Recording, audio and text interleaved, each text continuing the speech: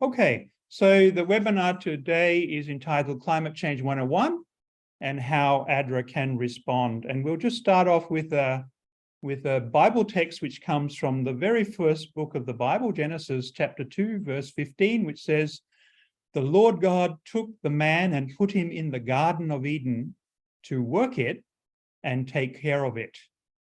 And that really is the beginning of the concept as humanity. We have a responsibility to care for the creation that God has given us, the concept of stewardship or being a caretaker. So if we look at, as if we're trying to take a very crash intense course in climate change 101, these are the key questions that we would be asking. What is climate change? What causes climate change? And what are the effects of climate change? As we're very aware, the world has been getting warmer, and the annual mean land temperature, particularly since World War II.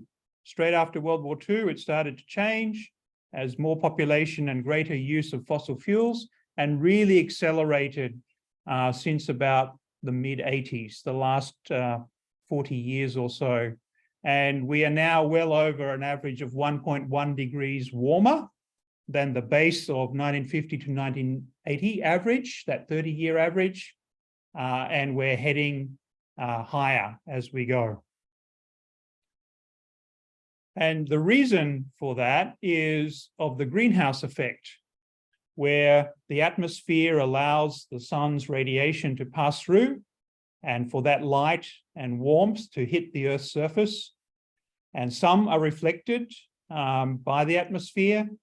And as we get increased greenhouse gases, particularly carbon dioxide, increased concentration in the atmosphere, then that traps the heat and radiation within the atmosphere and doesn't allow it to radiate back out. So that is what is causing the increase in the world's temperature. Now, we have a range of greenhouse gases that produce this effect. Carbon dioxide is the main one. It's the most abundant greenhouse gas. Then we also have methane, or CH4. It's a very potent greenhouse gas, 30 times more potent than CO2. Then we have the nitrous oxide, N2O, which is also a potent greenhouse gas. And then we have the fluorinated gases, and a range of those, which are primarily used in the refrigeration industry, and paradoxically are causing global warming. If we have a look at the overview of greenhouse gas emissions, about 79% is caused by CO2, about 11% is caused by methane, CH4, 6.2% by nitrous oxide, and about 3% by the fluorinated gases. But when we look at the half-life and the durability of the gases, we can see that if we look at methane, it only has a lifetime in the atmosphere of about 12 years before it breaks down. If we look at nitrous oxide, it has a half-life or has a lifetime in the atmosphere of around 114 years, so much more durable than methane. But if we look at the fluorinated gases, some of them are lasting 50,000 years. They're very stable. And so they last a lot longer once they are emitted. And so they cause a big problem. With carbon dioxide, of course, is part of life cycle, because plants absorb carbon dioxide and we eat the plants, and all animal life eats plants, and then we emit carbon dioxide. So it's in a much more dynamic relationship with the atmosphere than the other greenhouse gases. So what's causing the increase in CO2 and other greenhouse gases, particularly methane and nitrous oxide? So CO2 increases are primarily due to the burning of fossil fuels, such as coal, oil, and gas, that is used for industry, for transport, for electricity generation, heating, etc. and it's particularly the case since World War II. But CO2 emissions also occur when there's a loss of vegetative biomass from the earth, such as caused by deforestation, forest fires, grassland fires, and changes in climate that causes desertification. And this is also the loss of biomass, the loss of vegetative material on the earth is also releasing CO2 into the atmosphere. Increasing methane is also due to fossil fuel combustion, particularly the flaring of natural gas. But it's also caused by emissions are naturally occurring by ruminant livestock such as sheep, goats, and cattle, and all ruminants through the fermentation process of grass in the rumen after the animal has eaten the grass, and they belch that methane back out.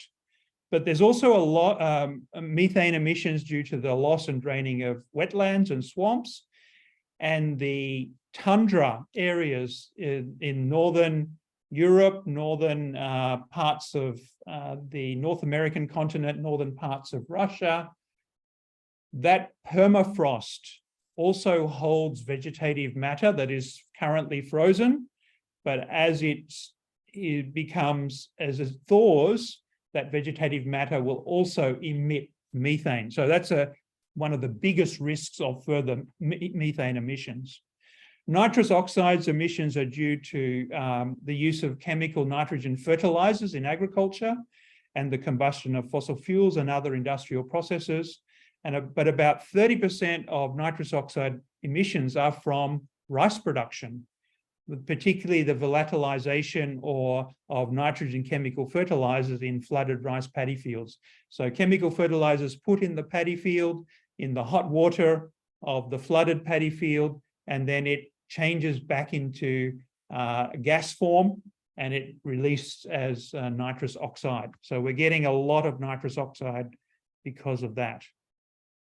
If we look at CO2, pre-industrial level of CO2 was about 280 parts per million at the start of the Industrial Revolution in 1750. And as of today, it's over 415 parts per million in the atmosphere.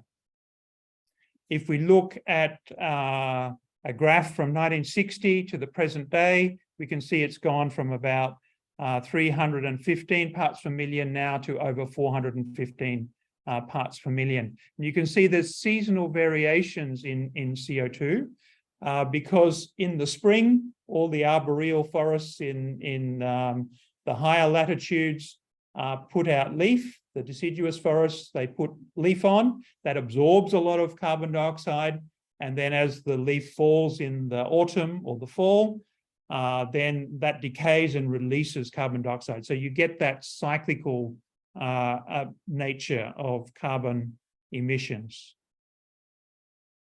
If we look at emissions in billion metric tons of CO2 per year from industrial fossil fuel use, we can see that they're well over 30. Presently, we're well over 30 billion metric tons or gigatons of CO2 emissions from fossil fuels per year. If we look at global CO2 emissions from both fossil fuels and also from a land use change, which is deforestation, burning of forest, burning of forest fires, and burning of grasslands, which is occurring increasingly. We're seeing that that's running at around 7 or 8 gigatons of emissions per year. When we add that onto the fossil fuel-based emissions, we're getting close to 50, if a little bit over 50 gigatons per year being emitted on an annual basis in recent years. If we look at this graph, we can see that from the start of the Industrial Revolution in 1750 until 1990, the accumulation of global CO2 emissions was 784 gigatons. Since 1990 to now, just 33 years, we have emitted well over 800 gigatons. So what was emitted in the last 140 years from 1750 to 1990, 240 years, as just in the last 33 years, we've emitted more than that. And that's primarily due to population growth and people using a lot more fossil fuel, and also degrading the natural resource base of vegetation. If we look at where total CO2 emissions are coming from, the big ones are the United States, China, and Europe, and they're the main emitters. And you can see this on the graph. If we look at where the emissions are coming from, we have some in buildings, both in the construction industry and also heating and cooling of buildings. The biggest one is actually the electricity generation power industry.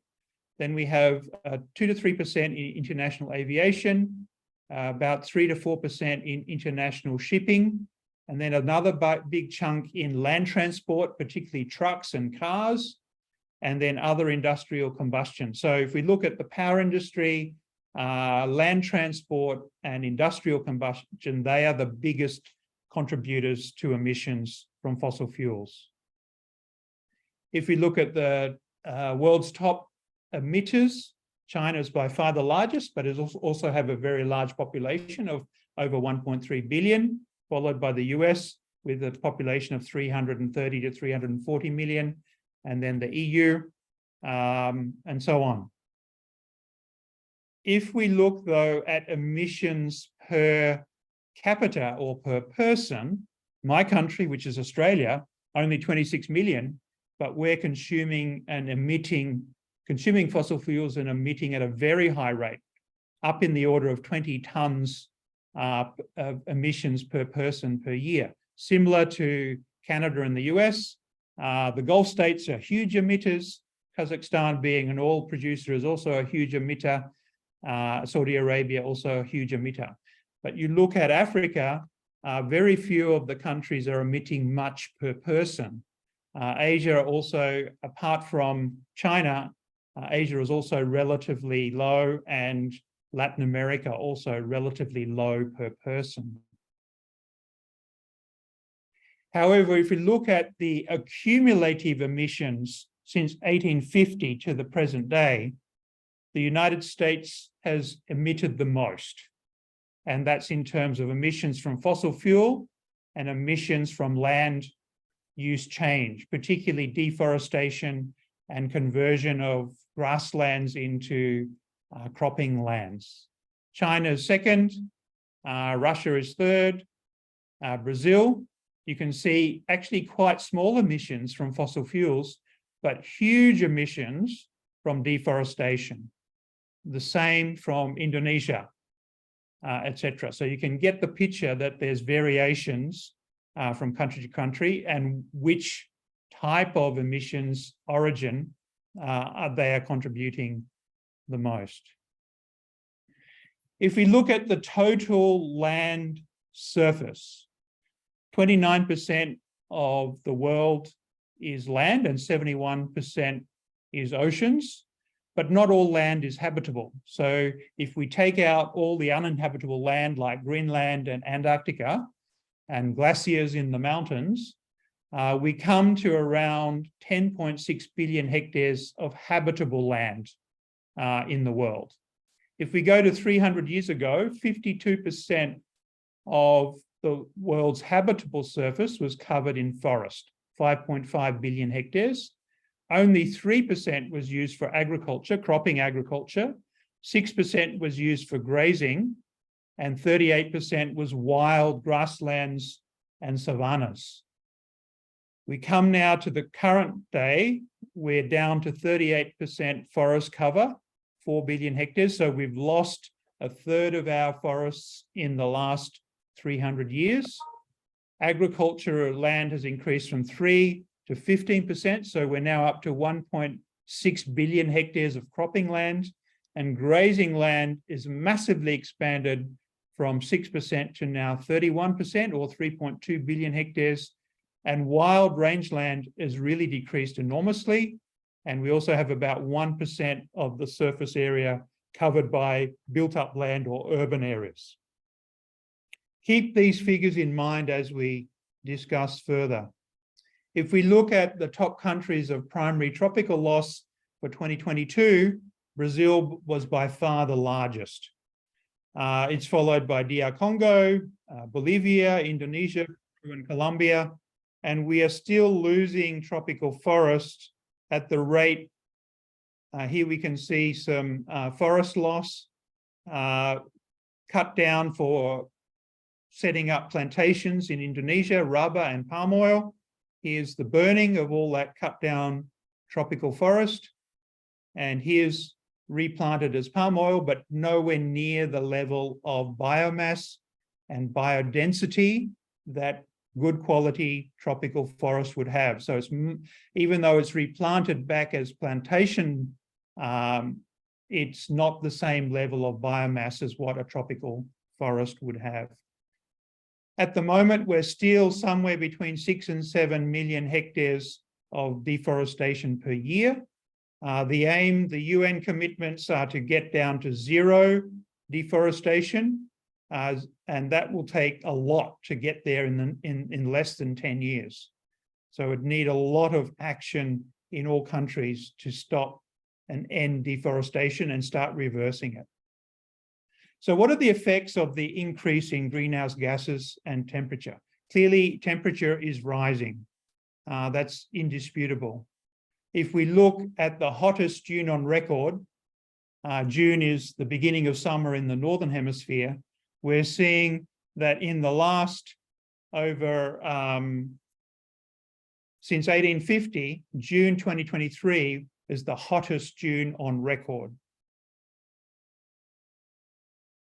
If we look at the 30th warmest days on record globally, 21 of those warmest days on record, and this is average temperature, which is the average between the daily maximum and the nightly minimum temperature, which is just sitting there around 17 degrees.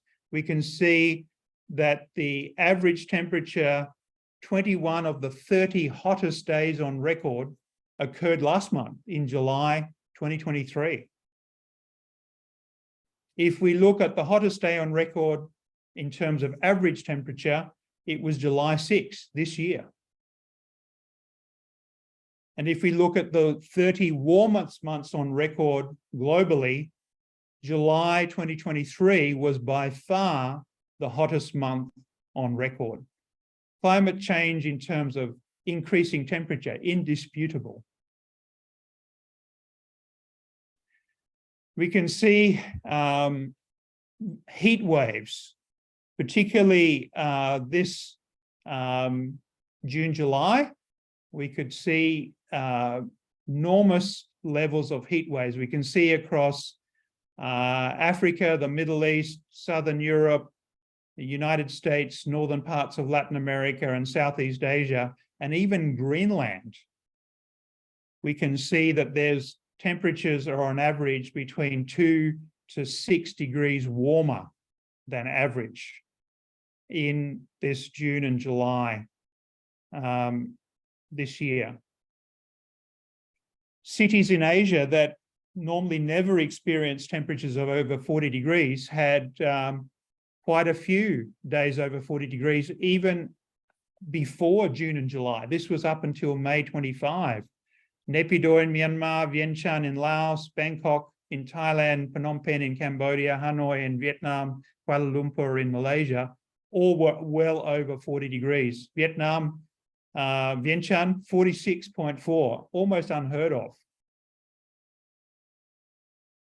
Extreme heat in the Northern Hemisphere caused a lot of fires, and particularly in Europe and in Greece. This was very newsworthy, but that's relatively small area of fires compared to the fires that happened in North America, particularly Canada, huge forest fires that burnt very large areas, and also in Russia, huge forest fires that burnt large areas.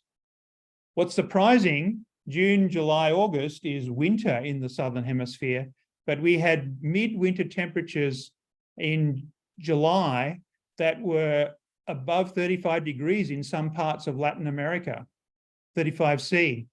Unheard of in the middle of winter having 35 degrees. We look here at the temperature charts for Latin America, Paraguay in particular, northern Argentina and southern Brazil, extremely hot, and Uruguay, extremely hot in winter, very unusually so, between 10 to 20 degrees warmer in winter than normal. What I'd like to do is just pause here and show another video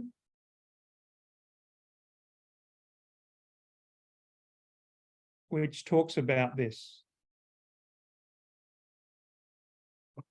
It's a record you don't want to hold. But with wildfires ravaging Greece, Canada, and Algeria, and simultaneous heat waves searing the Northern Hemisphere, climate scientists say it's virtually certain July 2023 will be Earth's hottest month on record, following in the footsteps of an already record-breaking June. The era of global warming has ended. The era of global boiling has arrived.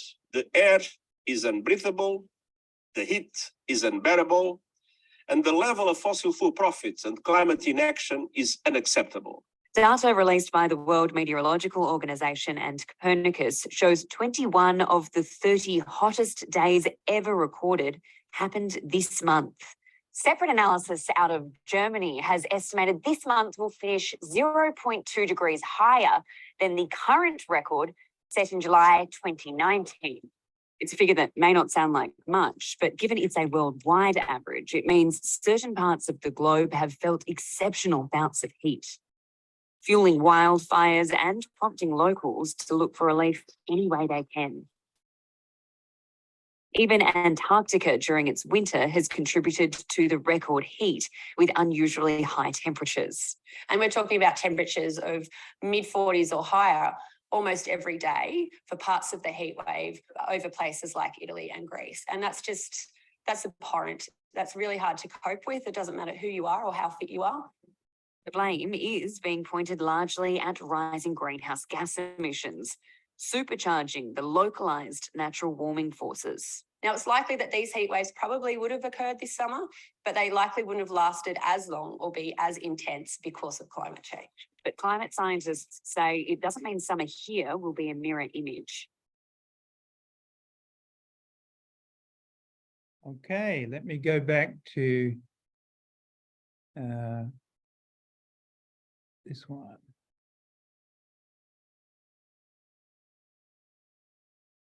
Okay, so that's in terms of Earth temperatures, but we're also getting marine heat waves across the globe. We can see in last month, July 2023, extreme heat in the Pacific off South and Central America, in the Caribbean, and in the southern middle part of the Atlantic, and where you don't want it, in the North Atlantic, close to Greenland, and also in the Mediterranean. And we're seeing here daily sea surface temperature April to July.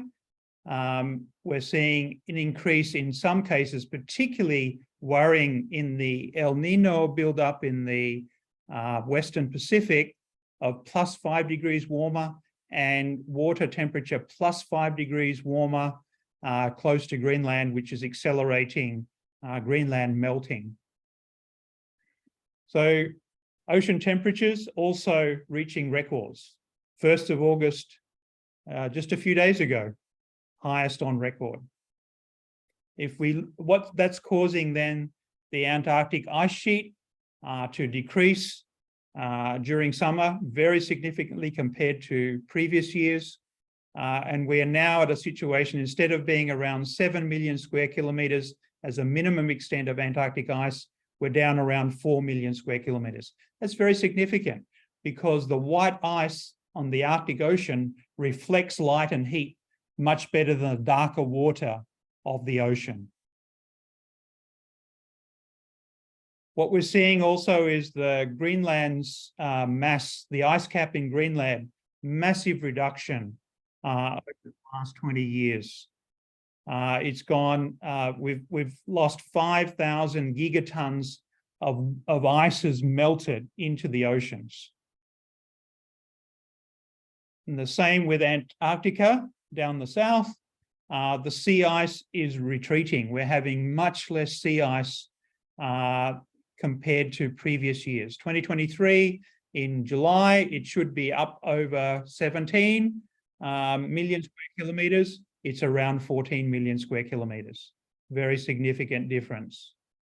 If we look at Antarctica mass variation, we've also lost 2,500 gigatons of ice melted into the sea and not being replaced over the last 20 years.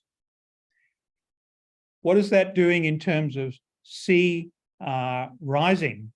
We can say, okay, sea level change has increased in millimeters since 1880 by about 225 millimeters. You think, oh, that's not too much. That's not even a foot. It's only a quarter of a meter. But when we look at the potential for that, then it starts to get serious to accelerate. The oceans also absorb the carbon dioxide that is emitted, and when it reacts with water, it produces acid, carbonic acid, and that then acidifies the upper waters of the ocean. In the 250 years since the Industrial Revolution, the pH of the surface ocean waters has fallen by 0.1 pH units. Now, that might not sound like much, but remember that the pH scale is a logarithmic scale. It actually represents a 30% increase in acidity. And that starts to affect the microorganisms and mollusks in the ocean, where they can't really absorb their calcium ions from the ocean that they need for their growth and particularly shell production. That affects the whole ocean food chain very significantly. So how worse can it get? We're already over 1 degree warming. We're rapidly approaching 1.5 degree warming. The estimate in 2015 at the Paris Climate Agreement would be that we'd reach 1.5 degrees by 2035.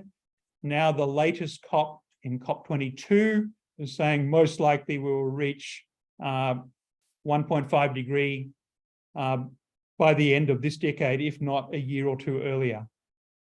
If we get to 2 degrees warming, what's kind of scary is at the high latitudes in the north, you get much more warming. So it can be 5 to 7 degrees warmer, which will start to melt the permafrost in the tundra, and that will then release massive amounts of methane, which will accelerate the global warming.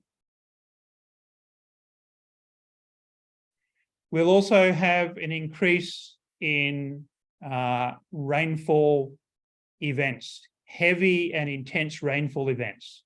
If we look at 1850 to 1900, if we had one rainfall event every 10 years that was heavy and intense, they will be 1.3 times more likely at 1 degree warmer. If we get to 1.5 degrees warmer, it'll be 1.5 times more likely to happen in 10 years. If we look at the intensity of the rainfall, it will also mean we will get, already we're 6.7% wetter, and it'll be 10.5% wetter if we get to 1.5 degrees by the end of this decade. Rising sea levels, they will cause, put coastal areas at greater risk of erosion and storm surge. Our food supply is also heavily dependent on the weather. So if we have higher temperatures, water stress, that will create more diseases and lower yields. That will be a challenge for the farmers who are producing food for us all.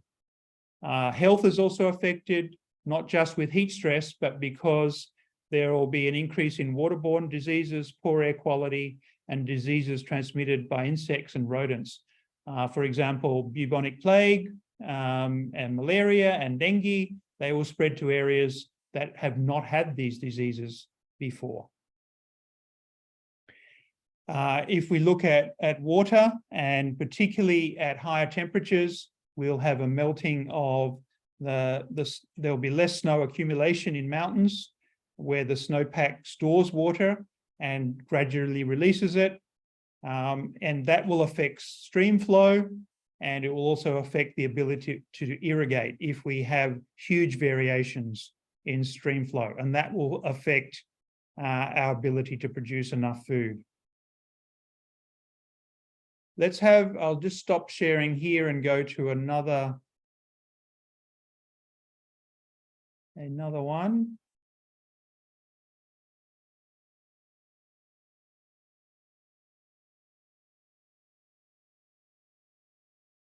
Okay, let me take that one down.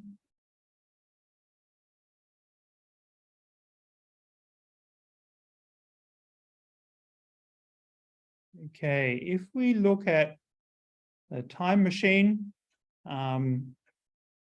looking at temperature from 1884 to the present day, we can see very much a warming, and particularly at the high latitudes, which we worry about because of the thawing of the tundra and the potential to release more methane. If we look at carbon dioxide, also very clear, starting in the last 20 years, we've gone from about 350 now to over 415. If we look at ocean warming from 1955 to 2016, we can also see a dramatic increase in temperature of the oceans. If we look at the ice cap from the Arctic ice cap, sea ice from 79 until the present day, much smaller, as we've shared, a loss of 3 million square kilometers of ice cap. If we look at the melting of Greenland in the Northern Hemisphere and the melting of the ice cap in Antarctica over the last 20 years, we can see, particularly Greenland, a massive loss of ice into the ocean. If we then look at sea level rises, let's talk about North America first. Just looking at New Orleans and Miami, the potential is for at least at 2 degrees warming, we could have between 2 and 6 meters sea level rises. You can see basically New Orleans will be gone and Miami will be gone, and a lot of Florida. And you look up the east coast of the US, a lot of coastal cities will be gone, including New York, possibly Washington, DC. If we look at Northern Europe, similar scenario, basically we say goodbye to the Netherlands. If we look at the Amazon Delta, we also see a big loss in terms of sea level rises. We look at Southeast Asia, where I'm based, Bangkok, and all of the important rice growing areas in the floodplains of Thailand, Myanmar, Bangladesh, and India. All of those would be covered, and major cities would be covered. We can see basically all the rice growing area in the Mekong Delta in Vietnam, a big Bangkok would be gone, Jakarta would be in trouble. So I'll stop sharing that one for the moment and then come back to the PowerPoint.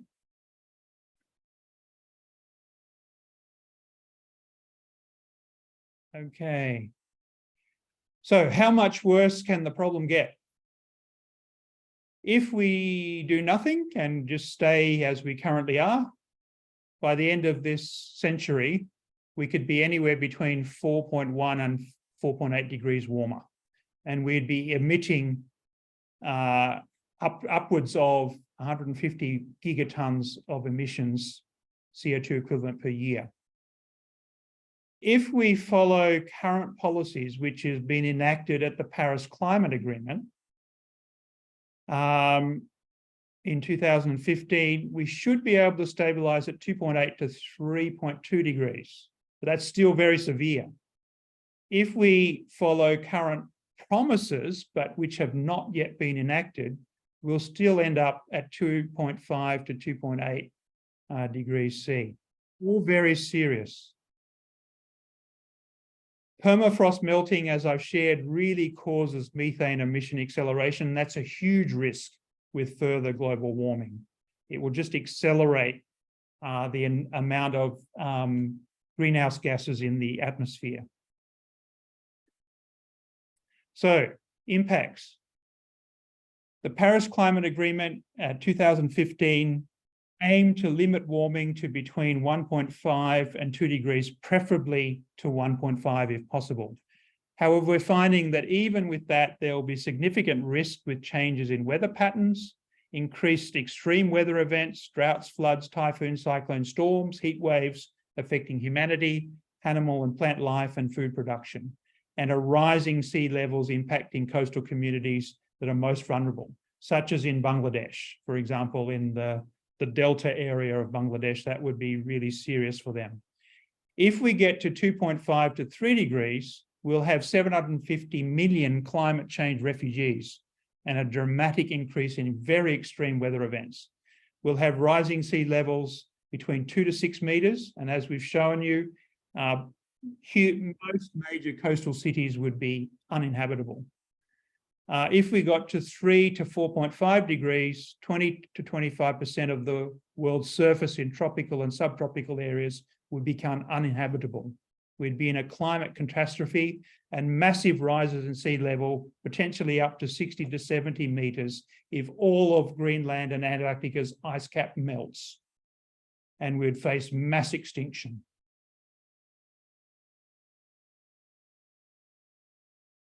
When we look at it, it's extremely serious.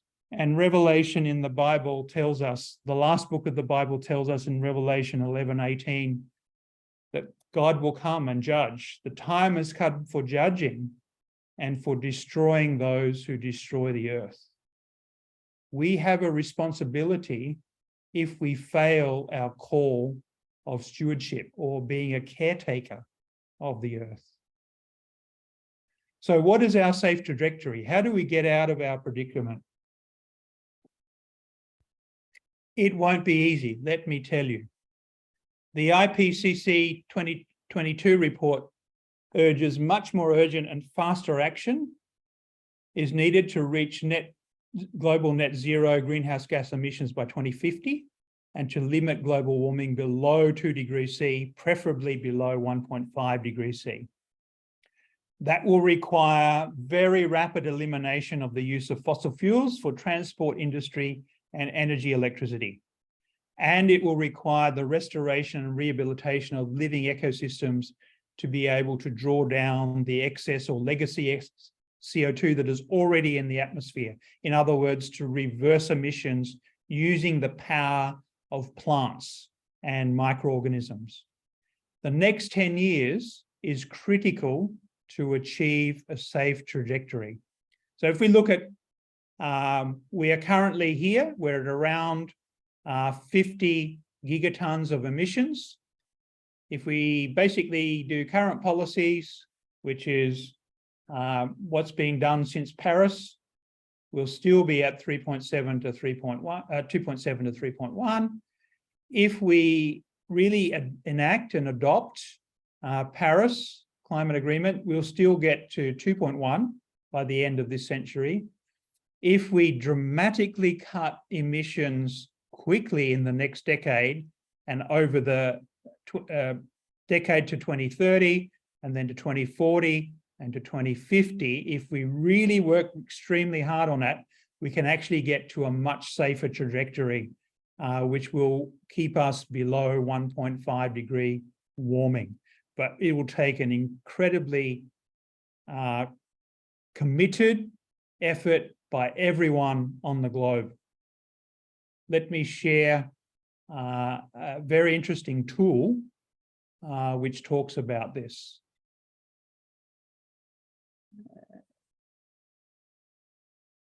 Here we go. Okay, so I'll come to this particular tool. This tool is showing us what will be our emissions.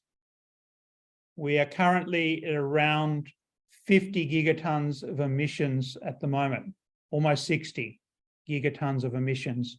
And this is where our energy is coming from. We're having, at the moment, only a small portion of our energy is coming from renewables.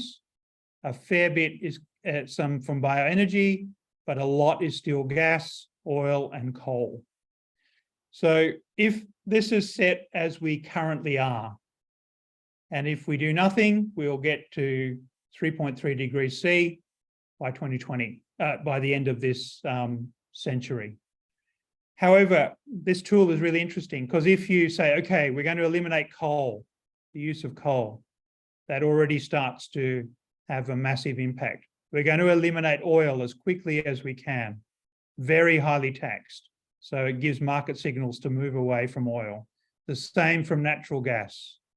We maximize bioenergy use and we maximize the use of renewables. We actually utilize nuclear power as a baseload as much as we can. We target zero carbon new energy sources. We put a very high price on carbon. We go for maximum energy efficiency in the way we utilize energy. We electrify everything possible, transportation, heating, cooling, all energy is going to renewable electrification as quickly as we can, highly subsidized. We go in buildings and industry, high energy efficiency, and we also electrify everything instead of using gas or oil for heating and cooling. Instead of being current population growth rate, we have moved to a very low population growth rate. We also slow down our economic growth. Instead of saying we need more and more and more, we start to be content with what is actually necessary rather than what we may desire. And then with deforestation, we eliminate it completely. Methane and other gases, we eliminate it as much as possible. And then we reforest as much as we can. And we use technological innovations as much as we can. If we do all of that, we can maintain a 1.1 degree increase by the end of this century. But it's a lot of effort to get there. It needs a lot of policy, political commitment, mass movement, and personal responsibility of individuals.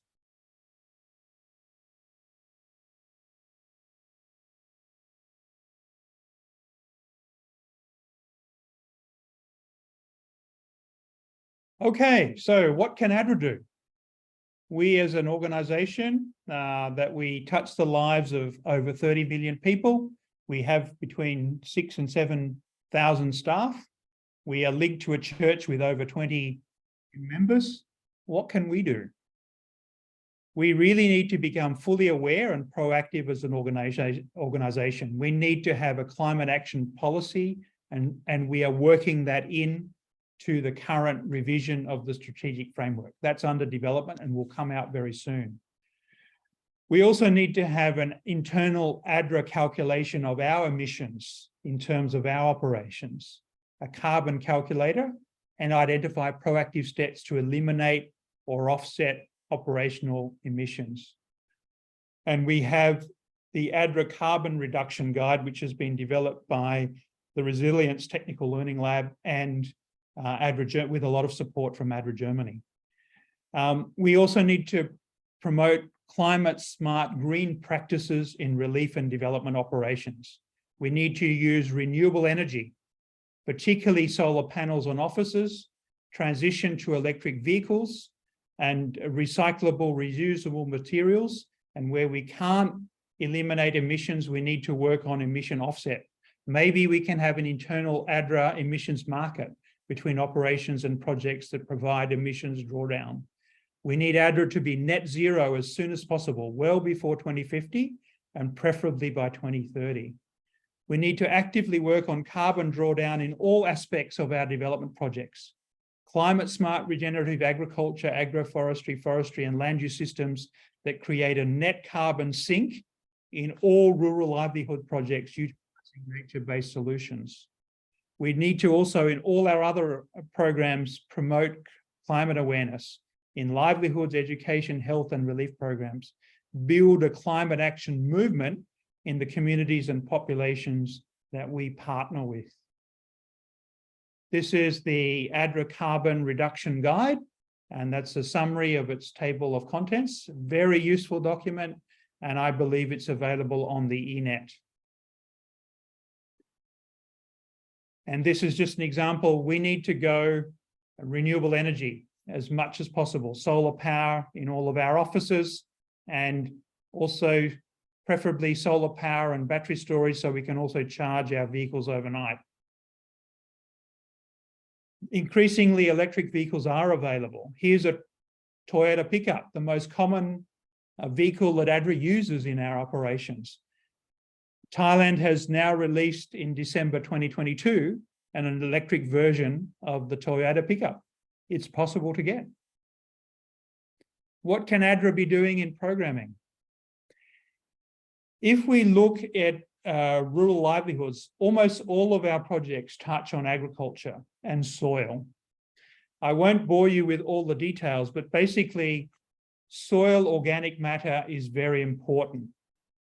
1% increase in soil organic matter creates the equivalent of drawdown of atmospheric CO2 of 82.7 metric tons of CO2 is drawn down per hectare.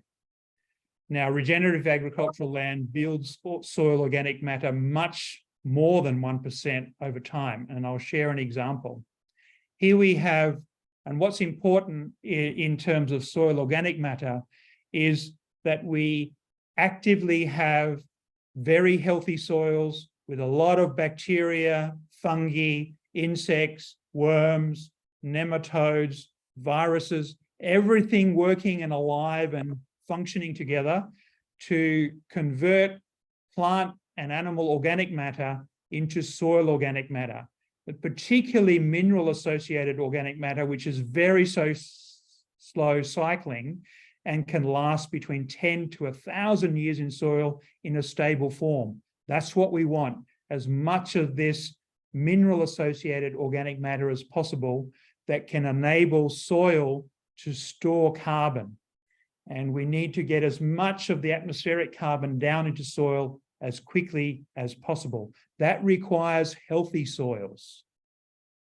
Let me share a short video.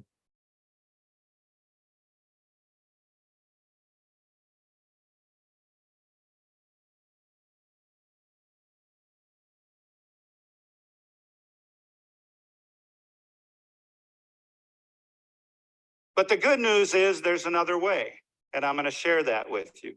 It's nature's way. Look at how nature functions. In nature, there's no mechanical tillage. Yet in our production model, we're tilling the soil. In nature, there's always armor on the soil surface, protecting that soil from wind erosion, water erosion, evaporation. Yet in our production model, the fields lie bare. Nature cycles water very efficiently. It's able to infiltrate into the soil profile. Then, due to the large amount of organic matter, it's held there for such a time it's needed by plants.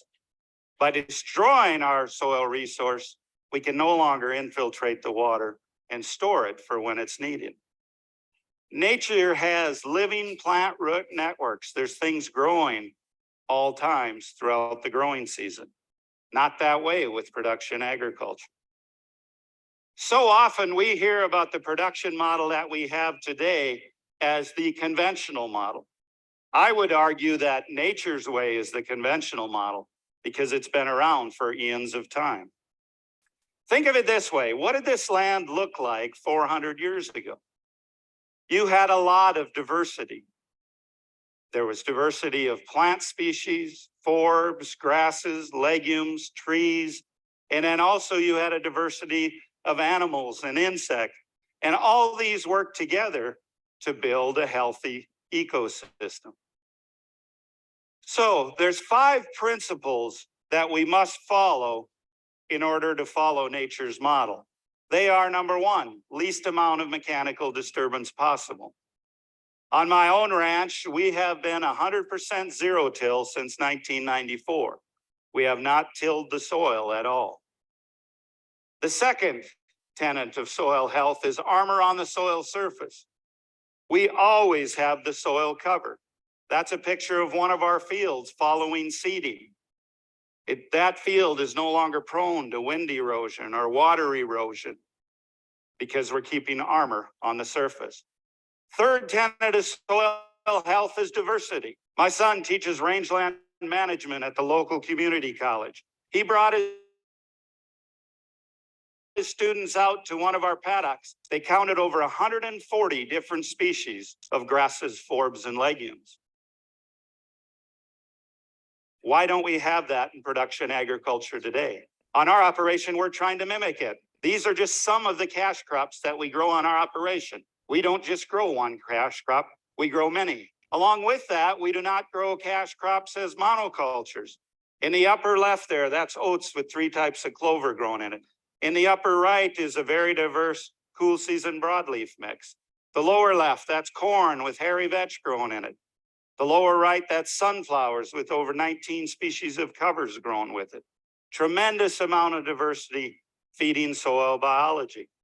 We also have orchards on our operation.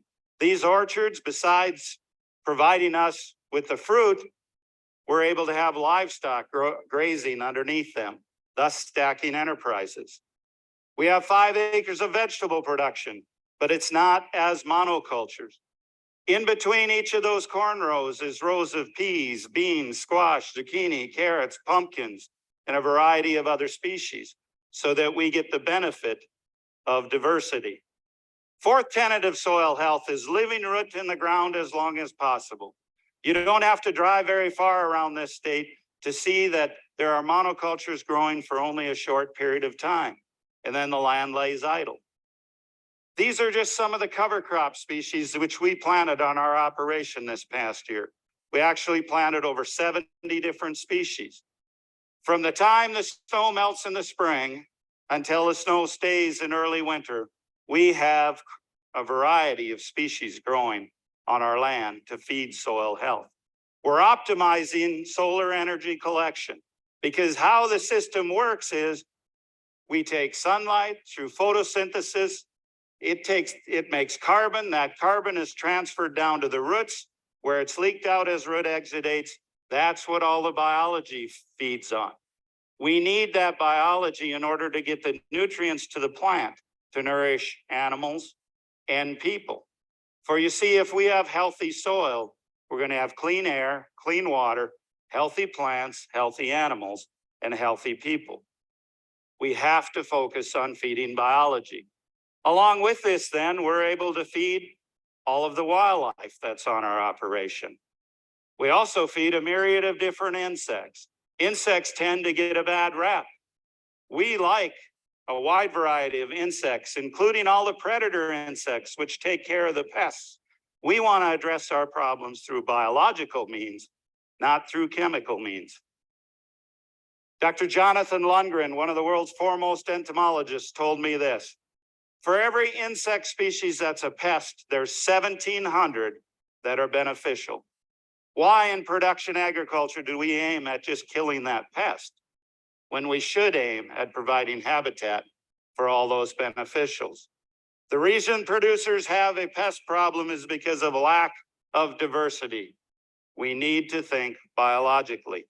Fifth tenet of a healthy ecosystem is animal impact. On our operation, we run a herd of 350 beef cows. We also grass finish that beef because we know it's healthier, both for us and for the animals. We have a flock of sheep and raise grass finished lamb. We have pastured pork. We have broilers, which are out on pasture. And we have a flock of 750 laying hens, which are also out on pasture. We also have bees. Those bees, besides pollinating our crop, provide us with honey. Here's what we've done on our operation. When we started in 1993 on the left, we had very shallow topsoil, 1.7% organic matter. We could only infiltrate a half of an inch of rainfall per hour. We then went no-till. We started to diversify the cash crop rotation. We noticed an improvement in soil health. From there, we started to add cover crops, another improvement in soil health. Our organic matter levels rose, our infiltration improved. We then started integrating all of these livestock species on top of it, another marked increase in the health of our soil ecosystem. Now in 2013, we actually have a plot of land which is now over 11% organic matter. The same soils that in 1993 could only infiltrate a half of an inch of rainfall per hour can now infiltrate over 15 inches of rainfall per hour. We've done this without the use of any synthetic fertilizers, pesticides, or fungicides. We've done it by following the principles of nature. This has led to a ranch that is profitable every year, regardless of price. And we do this without taking part in any government subsidies of any kind, whether it be a crop insurance, EQIP, CSP, or any other form of government payment. Thus, we are not a burden to society. The stacking of enterprises has allowed us to produce many more nutrient-dense calories of food at a lower cost as compared to the current production model. Yes, we can feed the world, and we can do it in a way that regenerates our resources, thus healing farms, families, and communities. Thank you.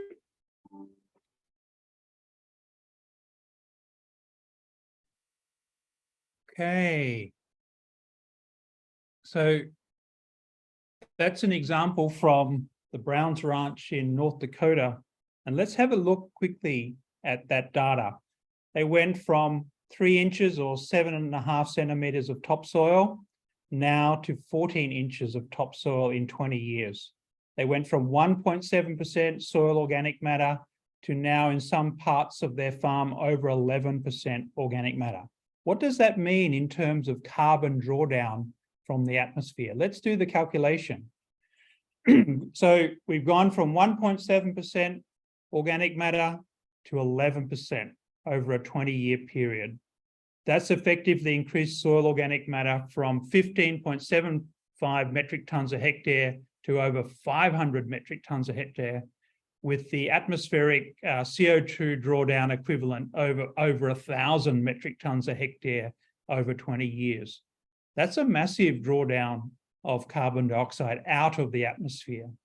Globally, if we have 1.6 billion hectares of arable or cropping land, if we can increase soil organic matter in all arable land to a depth of 30 centimeters by even just 5% by 2030, this will draw down over 400 gigatons of atmospheric CO2.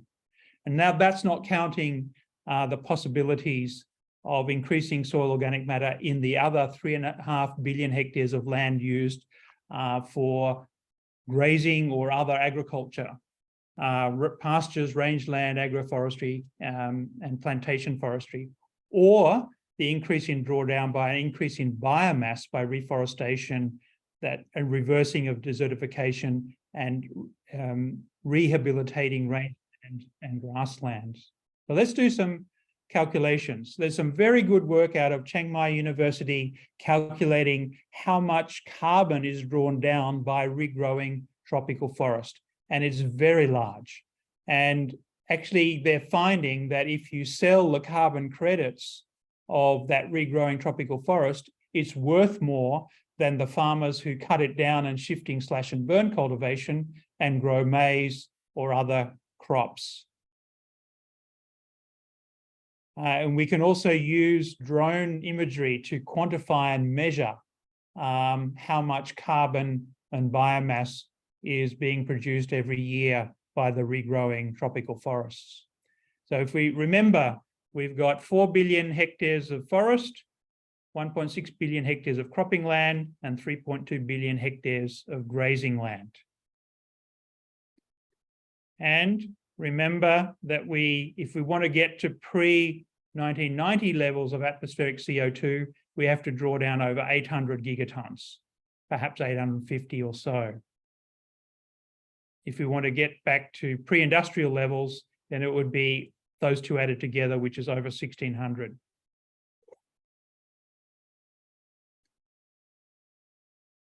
Okay, so if we increase soil organic matter by 1%, as we shared per hectare, we will draw down 82 metric tons of CO2 equivalent.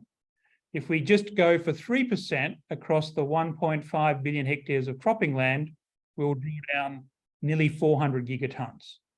If we increase biomass and soil organic matter in the grazing lands, we will draw down 281 gigatons.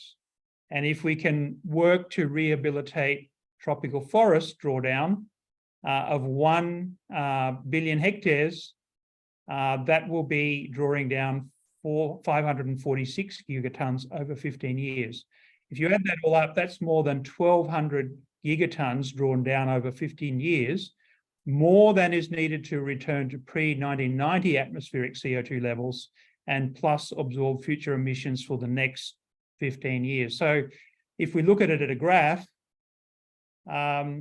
we could draw down combined, if everyone works together, over 1,200 gigatons from the various sources working with nature. So what is ADRA already doing in programming, and can we expand it? Globally, there's about 200 million people involved in shifting slash and burn cultivation in Central and South America, Equatorial Africa, and particularly in Southeast Asia.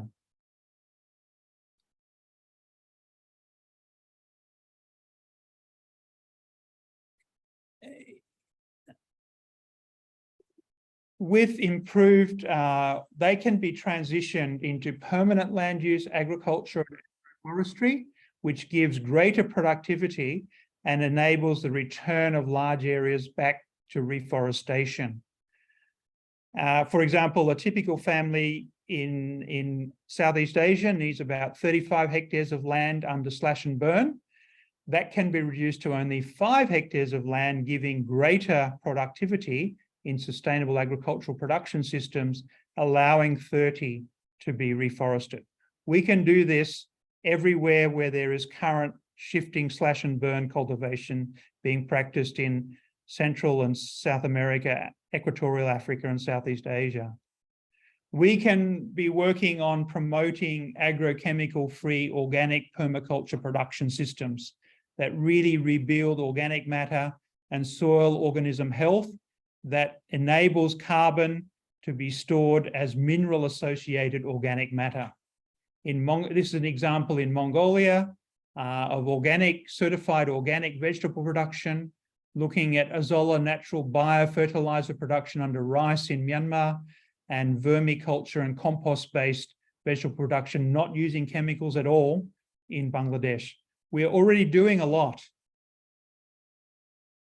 We can be involved, and we're already doing work in the development of agro-forestry production systems that rebuild soil, forest, and biodiversity health, creating carbon sinks that are linked to incentivizing organic biofair trade value chains. An example is agroforestry production of ginger, candlenut, and elephant yam in Timor-Leste and Myanmar, and honey in Mongolia.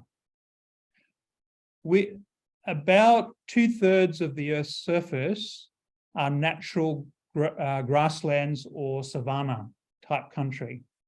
ADRA has been partnering with the Savory Institute, which is an expert in sustainable grazing and the use of grassland sustainably to store carbon and to regenerate biomass.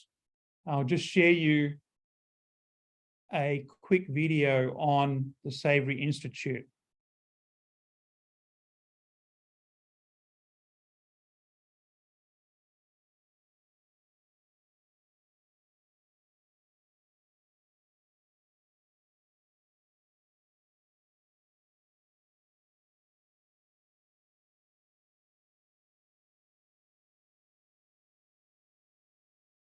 But we biologists and ecologists had never tackled anything as complex as this. So rather than reinvent the wheel, I began studying other professions to see if anybody had. And I found there were planning techniques that I could take and adapt to our biological need.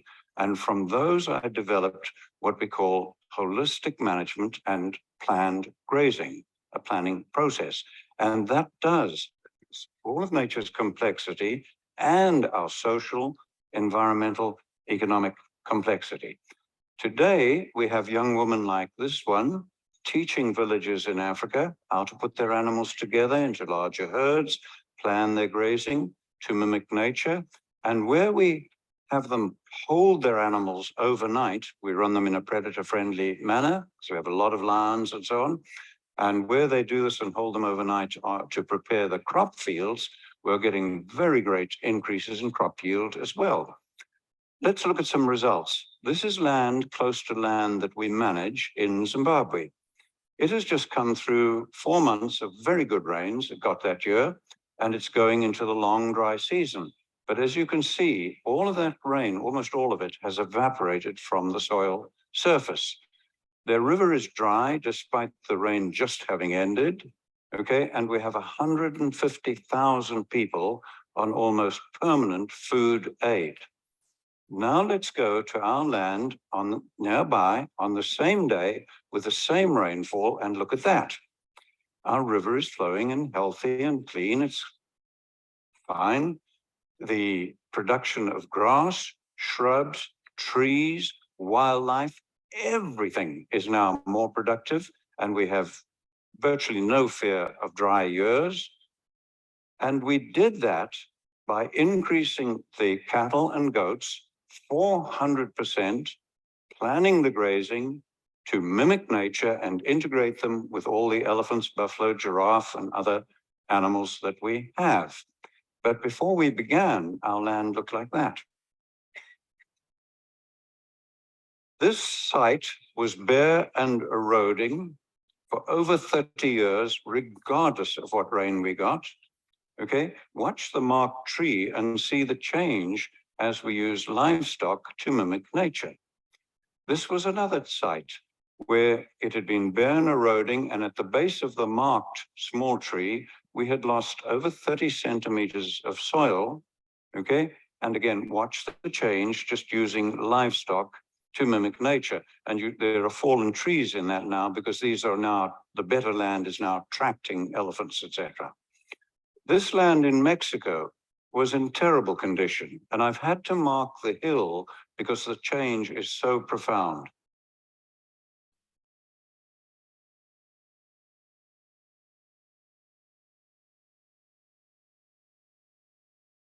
I began helping a family in the Karoo Desert in the 1970s, turn the desert that you see on the right there back to grassland. And thankfully now their grandchildren are on the land with hope for the future. And look at the amazing change in this one, where that gully has completely healed using nothing but livestock mimicking nature. And once more, we have the third generation of that family on that land with their flag still flying. The vast grasslands of Patagonia are turning to desert, as you see here. The man in the middle is an Argentinian researcher, and he has documented the steady decline of that land over the years as they kept reducing the sheep numbers. They put 25,000 sheep in one flock, really mimicking nature now with planned grazing, okay? And they have documented a 50% increase in the production of the land in the first year. We now have in the violent Horn of Africa, pastoralists planning their grazing to mimic nature and openly saying it is the only hope they have of saving their families and saving their culture. 95% of that land can only feed people from animals. I remind you that I am talking about most of the world's land here that controls our fate, including the most violent region of the world where only animals can feed people from about 95% of the land. What we are doing globally is causing climate change as much as, I believe, fossil fuels, and maybe more than fossil fuels. But worse than that, it is causing hunger, poverty, violence, social breakdown, and war. And as I am talking to you, millions of men, women, and children are suffering and dying. And if this continues, we are unlikely to be able to stop the climate changing even after we have eliminated the use of fossil fuels. I believe I've shown you how we can work with nature at very low cost to reverse all this. We are already doing so on about 15 million hectares on 5 continents. And people who understand far more about carbon than I do calculate that for illustrative purposes, if we do what I'm showing you here, we can take enough carbon out of the atmosphere and safely store it in the grassland soils for thousands of years. And if we just do that on about half the world's grasslands that I've shown you, we can take us back to pre-industrial levels while feeding people. I can think of almost nothing that offers more hope for our planet, for your children and their children, and all of humanity. Thank you.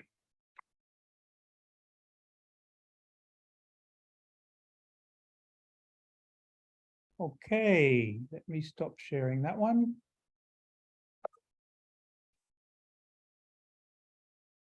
Let me go back to this one. So ADRA, we are already partnering with the Savory Institute. That was Alan Savory, the founder of the Institute. He is originally from Zimbabwe in Africa, and has several training hubs in Africa and also globally now, many training hubs. We are partnering with him. We started with the Savory Institute, we started a pilot project in the central semi-arid dry zone of Myanmar in 2015. You can see how degraded the grassland was. And through the use of planned grazing techniques and moving animals around so that allowing the grasses and herbage to reach their biological potential, that we massively increased the amount of biomass in terms of grass and herbs and trees, and that created a carbon sink. At the same time, improving the health of the livestock and the income of the people. We are doing a similar project in Mongolia, working in one district with over 30,000 hectares. We're working with herders to reverse the degradation of their natural grasslands by these planned grazing techniques that mimic nature. The other thing that we can be doing and should expand more is the use of renewable energy for rural communities. Instead of burning biomass or burning fossil fuels, we should be turning to the use of solar energy and renewable biogas production. And this could be definitely expanded much further and can even in some cases become a social enterprise. So these are some of the things that we're already doing. We can expand and we should make it a real focus of what ADRA is doing.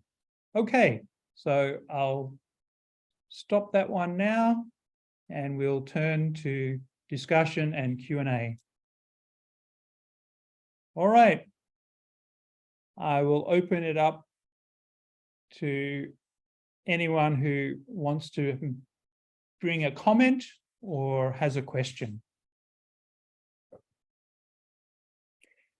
Thank you, Brendon. We did get some comments coming through the chat box, so I can read a couple, maybe two, for you to respond to. The first one was from Kimmy, and she said, what can we practically do to help minimize carbon emissions? I wonder if the UN's aim by 2030 is not enough, saying that it took over hundreds of years for global warming to increase. Wouldn't it take almost that same time or more to reduce warming? What is the number one challenge why countries aren't fully on board with taking action? Okay, there's a lot in that question. Thank you, Kimmy.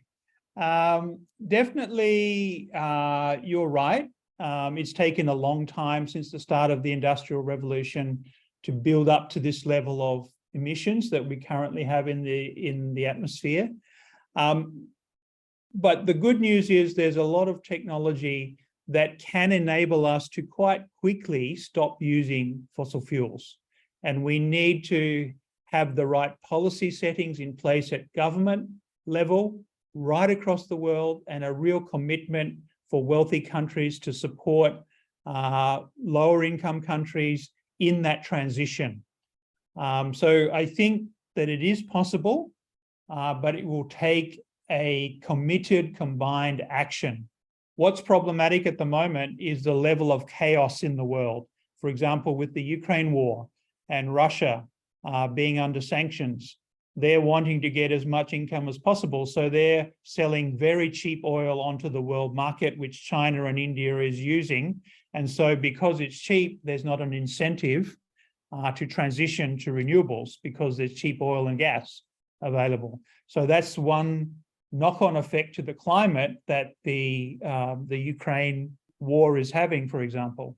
And because of the Ukraine war, a lot of governments are distracted from what should be action on climate policies, for example. So we are in a very precarious situation. We need a combined, committed global effort to be able to get there. Why aren't countries fully on board with taking action? I think it's vested interests. There's certain vested interests that are preventing action to be taken, and it needs to be called out, and there needs to be global level advocacy. I hope that answered your question. Okay. Next one. Annette, this is an extreme scenario. What would be realistic? Can you please explain that, Annette, if you're still with us? Unmute yourself and explain your question. Yes, Brendon, thank you so much for all the explanations and confirming our thoughts where we are actually in which situation we are. My question was referred to the exercise that you did. If we lower, for example, zero use of gas, zero use of oil, what would happen? And then you took all these different scenarios, and it was really extreme from what we're doing now to zero. So I wondered what is for us now until maybe 2035 is realistic. I think it's a very valid point. The big problem is the vested interest in the fossil fuel industry, and particularly in vehicle manufacturers. They're very slow to transition because they're still making huge amount of profits by keeping doing what they're doing. But we need a global movement to say enough is enough, and we need the policy levers of all governments to also say enough is enough, that we need to transition to renewable electricity as quickly as possible and renewable energy transport as quickly as possible. As I shared with you, if we don't go that fast, we will still be in trouble. We won't meet targets that will get us to this trajectory. You are right. And so it really needs extreme action to actually get to a safe trajectory. Thank you. Lucia, are you still with us? Or is it just a comment? Okay. Any other points of question or clarification or any comments that anyone may have? The floor is open. Just unmute yourself and share your thoughts.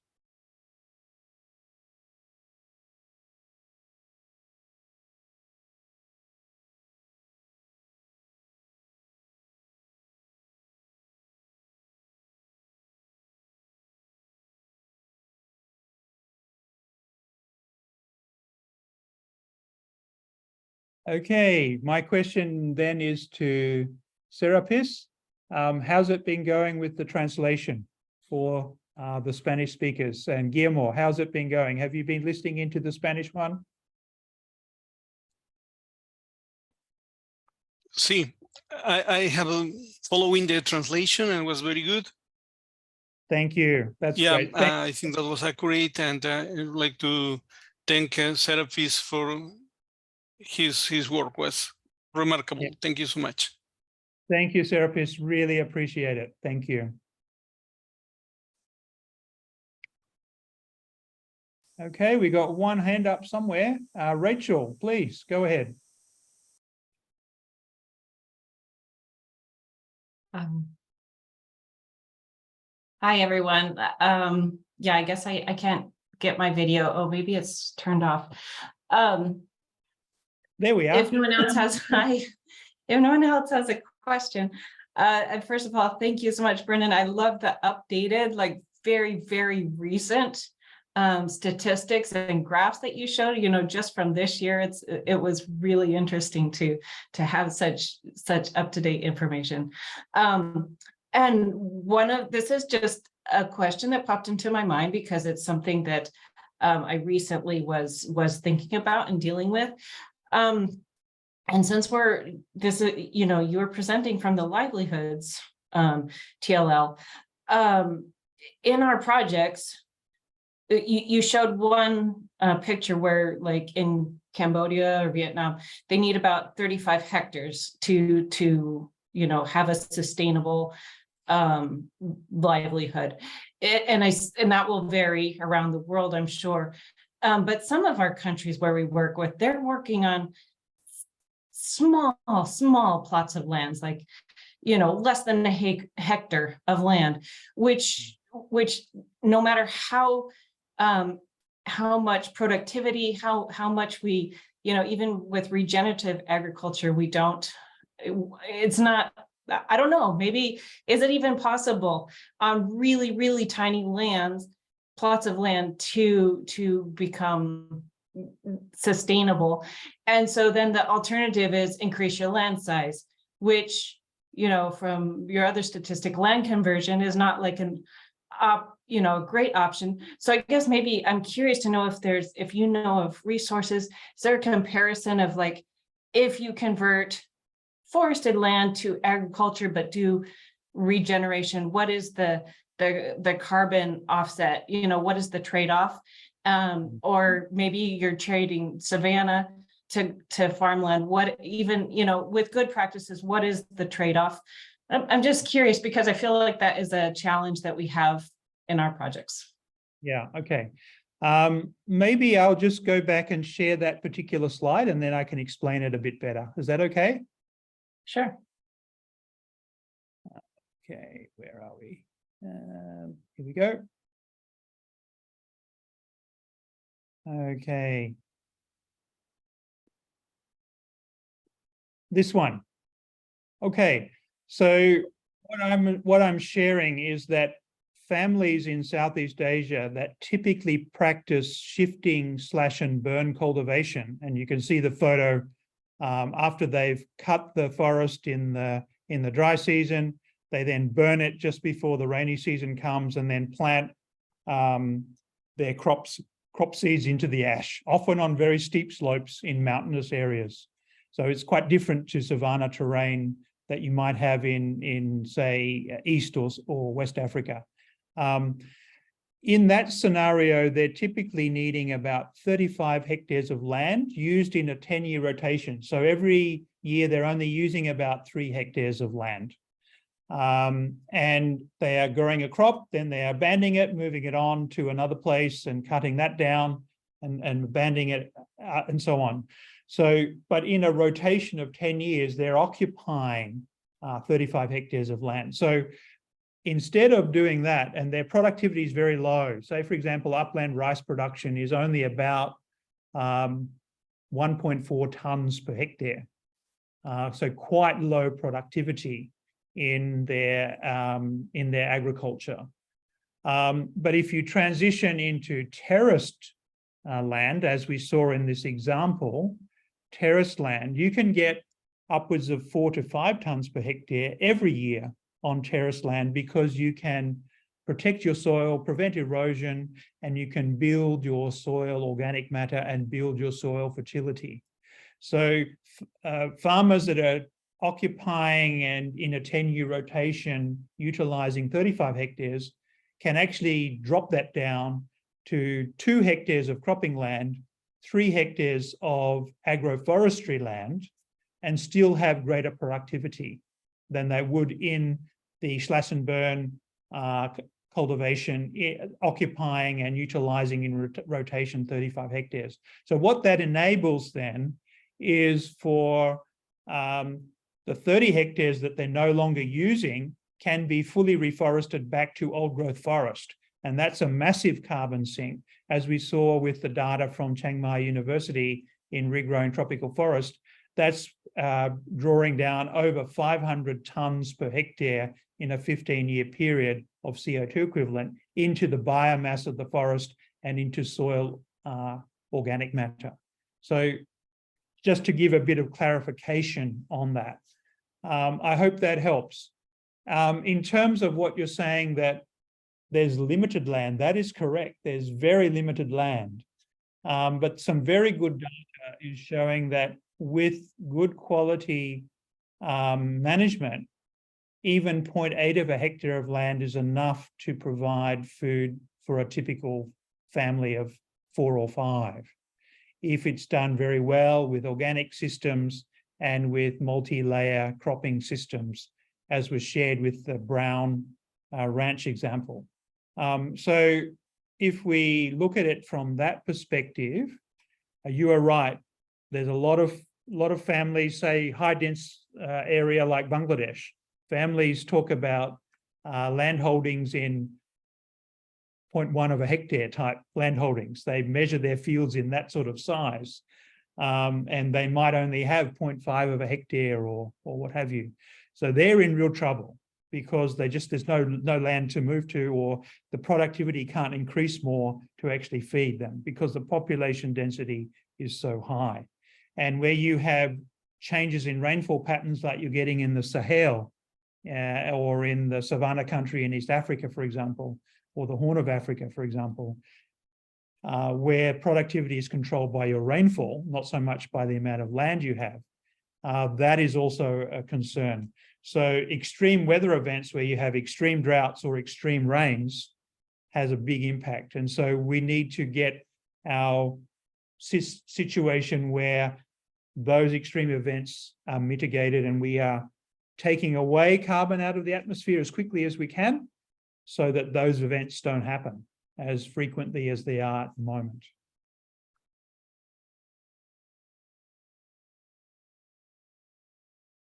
Thanks, Brendon, for that extra insight.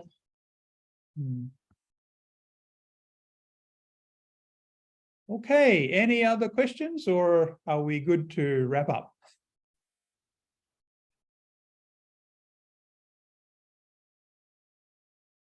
All right, Afia, maybe you can, if we don't have any other questions, we can maybe do a wrap up. Thank you everybody for participating, and thank you very much, therapists, for your translation services. Really appreciate it. Thanks, Afia, for hosting us. Thank you. Thanks for joining us as well. hopefully we'll have another one coming up, and I will share the invite to that as well. And we hope that you will all be able to join us on that as well. Thank you, everyone. Take care. Have a lovely rest of your morning, afternoon, or evening. Ciao, ciao. Okay, thank you, everyone. Bye. Bye.